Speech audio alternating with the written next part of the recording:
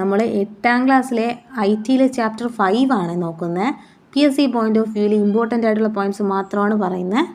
ഇവിടെ ഇൻ്റർനെറ്റിൻ്റെ ചരിത്രം പറയുന്നുണ്ട്. അമേരിക്കയും റഷ്യയും തമ്മിൽ ദീർഘകാലം ഒരു ശീതയുദ്ധം ഉണ്ടായിരുന്നു നമുക്കറിയാം. അപ്പോൾ അവർ യുദ്ധത്തെ ഒത്തിരി അധികം ഭയപ്പെട്ടിരുന്നു. അപ്പോൾ അവരുടെ കമ്മ്യൂണിക്കേഷൻസ് ഡെവലപ്പ് ചെയ്യാൻ വേണ്ട ഭാഗമായിട്ടാണ് ഇൻ്റർനെറ്റ് കണ്ടുപിടിക്കുന്നത്. ഇനി അമേരിക്കയുടെ പ്രതിരോധ ഏജൻസിയായ അർപ്പാനെറ്റാണ് ആദ്യമായി ഒരു കമ്പ്യൂട്ടർ ശൃംഖലയ്ക്ക് രൂപം നൽകിയത്.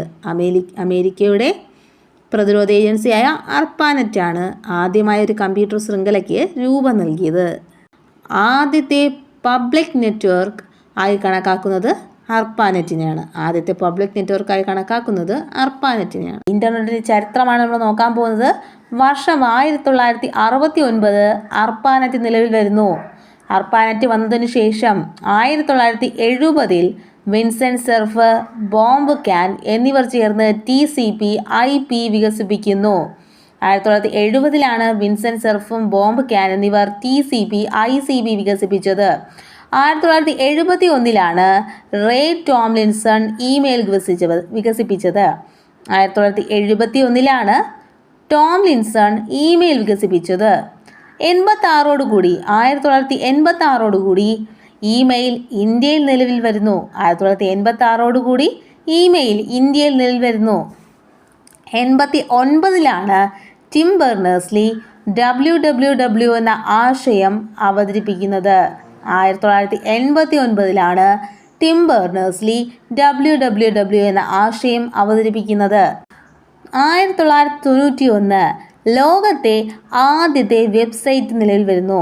1991 ലോകത്തിലെ ആദ്യ വെബ്സൈറ്റ് വരുന്നത്.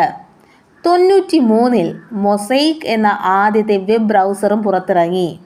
91 ആദ്യ വെബ് പേജ് വരുന്നു. 93 ആദ്യ വെബ് ബ്രൗസറായ മൊസൈക്ക് പുറത്തിറങ്ങുന്നു. 95 ഇന്ത്യയിൽ ഇൻ്റർനെറ്റ് പൊതുജനത്തിന് ലഭ്യമാകുന്ന ആമസോൺ, eBay എന്നിവ പ്രചാരത്തിൽ. 95 ആയപ്പോഴേക്കും എന്താണ്? ഇന്ത്യയിൽ ഇൻ്റർനെറ്റ് പൊതുജനങ്ങൾക്ക് ലഭ്യമാകുന്ന ആമസോൺ, eBay എന്നിവ പ്രചാരത്തിലെത്തി.